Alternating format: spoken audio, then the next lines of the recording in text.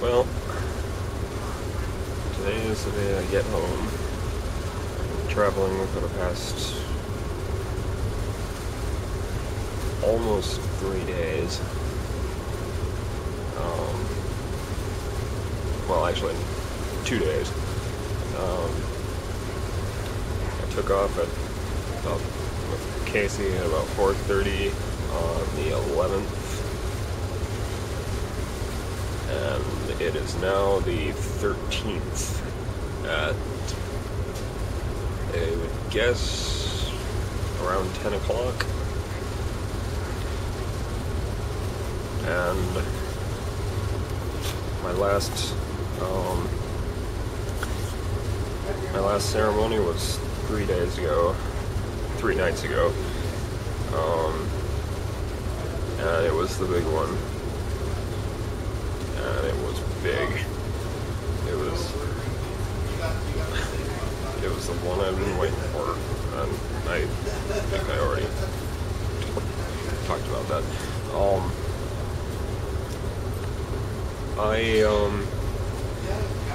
That day, I had a tarot reading with Gary. And apparently I'm in for some hard times. This past month was basically a shortened kind of virtual version of what's to come. I'm gonna have some very hard times ahead of me.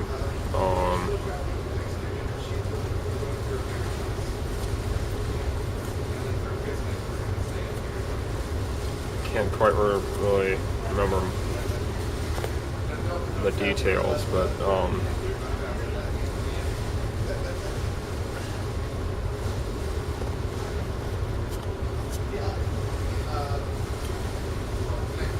apparently sometime a little after Christmas, by Gary's assumptions, I'll kind of go into a depression, and that's when I'll know that it's begun.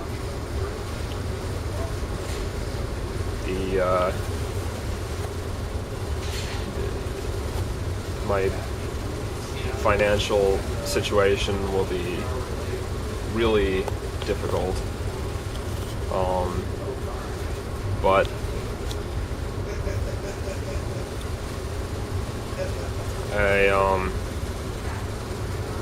my intuition says that the mother will keep me off the streets as long as I trust her and do as she says.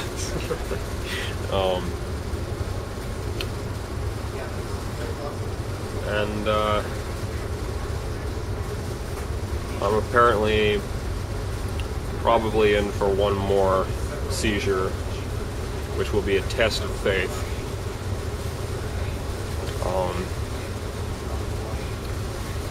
Gary says she's probably going to test me, and when that happens, he guarantees that it's going to be in the form of a seizure. When that happens, the statement that she gave, saying that I was cured, it'll be up to me to decide whether that was true or false. And depending on that decision, will decide whether it was or not. I will either be cured or I won't be. It's my decision, depending on what I believe.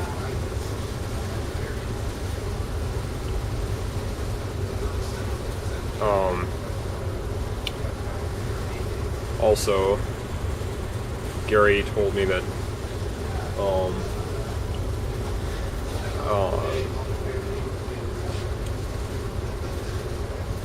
one of the things that he found, well, no, in that lockbox that he found, that metaphorical lockbox that he found, in it was apparently a very large amount of profound, he called profound sadness.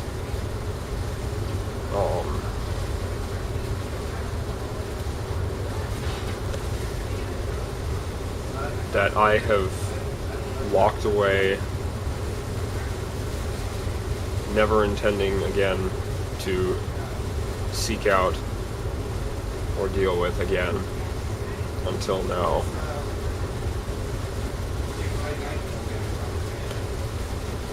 And if I and one of the things that is blocking something that I really, really, really want is love.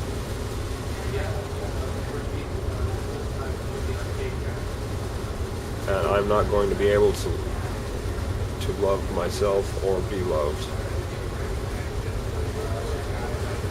until I can learn to cry.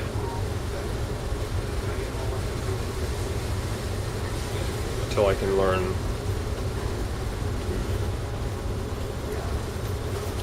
to accept that sadness, to learn how to feel sadness. I won't be able to feel love until I feel sadness. That's basically Gary's words.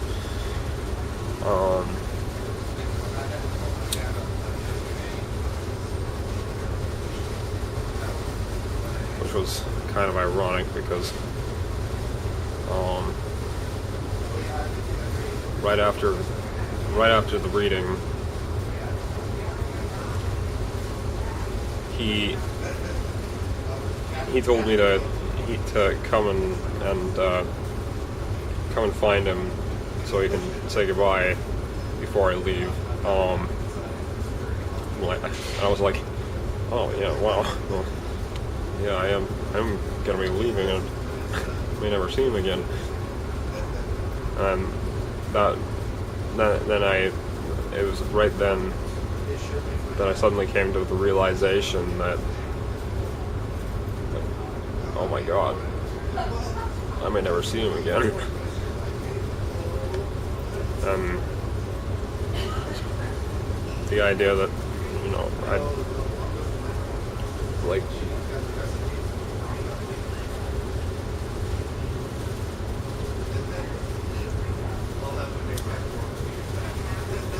the idea that I would never see this guy that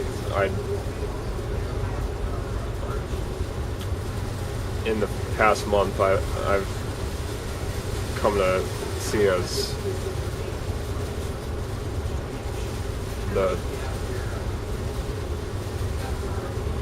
these people that I've come to see as the world's coolest aunt and uncles.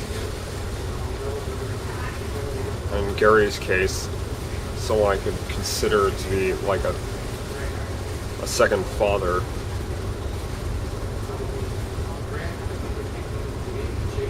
When I realized that I might never see them again,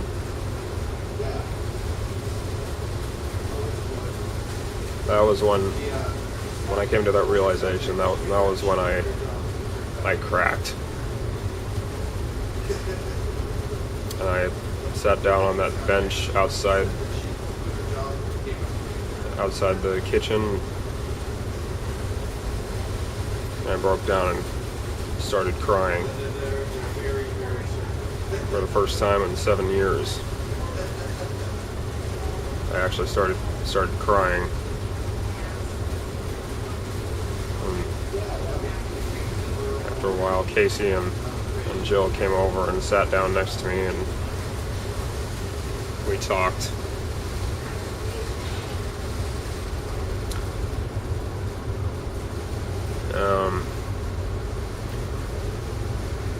I still think I don't think I finished crying then, if I see it as kind of a purge. Well, it was a purge. I could tell just from how it felt. And I kind of cut it off a bit short, so I'm gonna have to be sure to finish that up.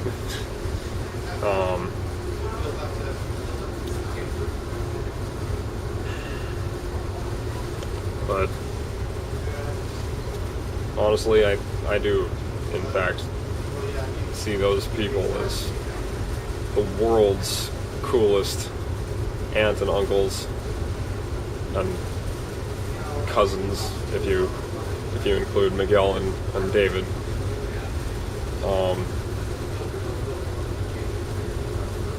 And I am going to miss the living shit out of them.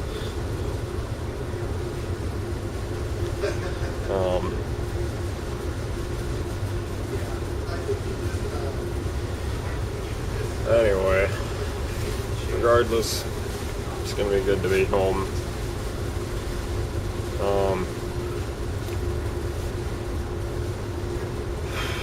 And I'll still be able to chat with them over Facebook.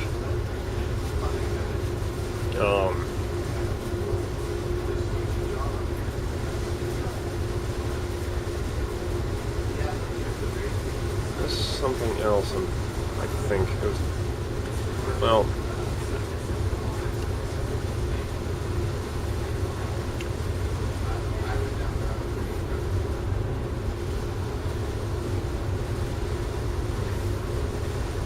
I did bring back a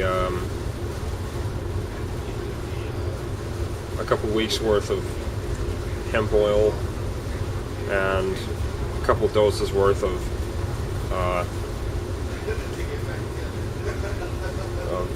ayahuasca. Actually, it was a little more than a couple doses worth until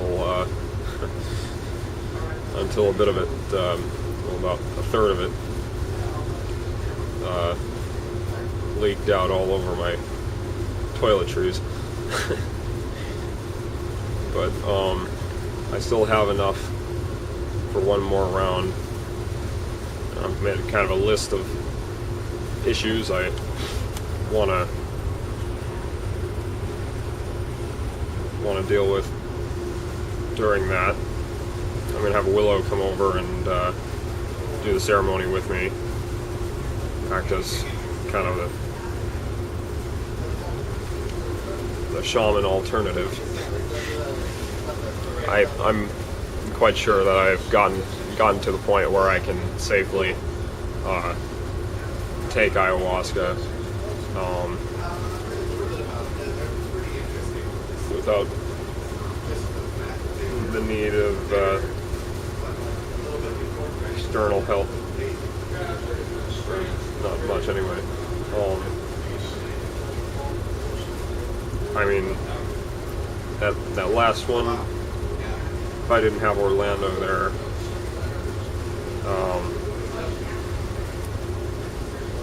I would have been in deep shit. But, well, actually, I probably wouldn't be in deep shit because it probably wouldn't have happened. But it was thanks to Orlando being there that I was able to go that far that night.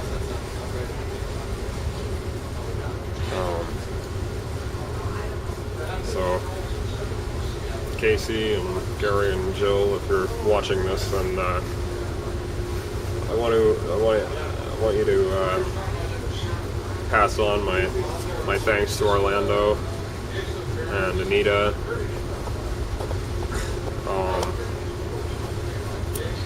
for giving me my health back. And yeah, so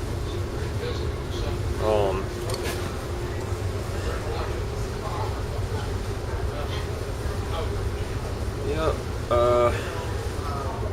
well, here we are. We're just about to come into port.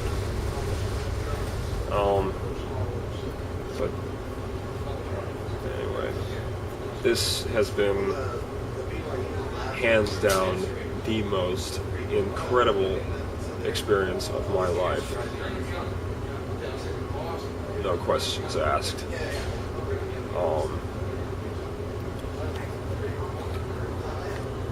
And I owe every single one of you for it. Miguel, David, Jill, Casey, Gary, Matt, the other David, or as I call them, the Boondock Twins, CS, Hans, Sandra, Rachel,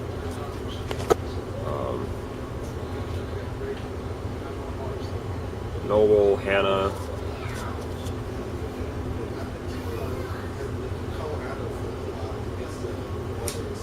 who am I forgetting? In the first group.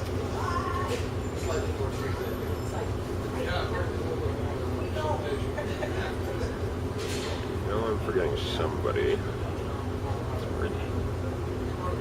Tatiana.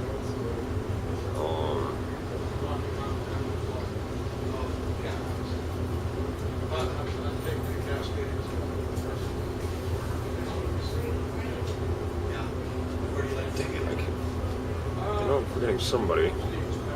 Oh, Alex, Adam.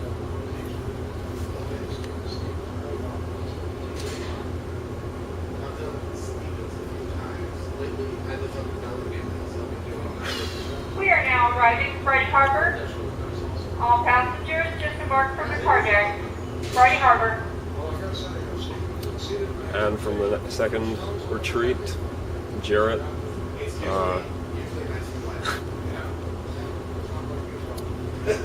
Catherine, Christine, Tom,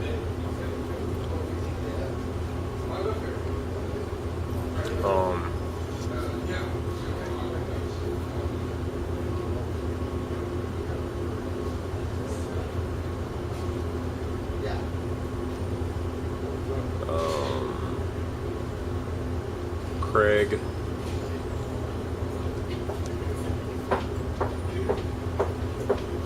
Jonathan.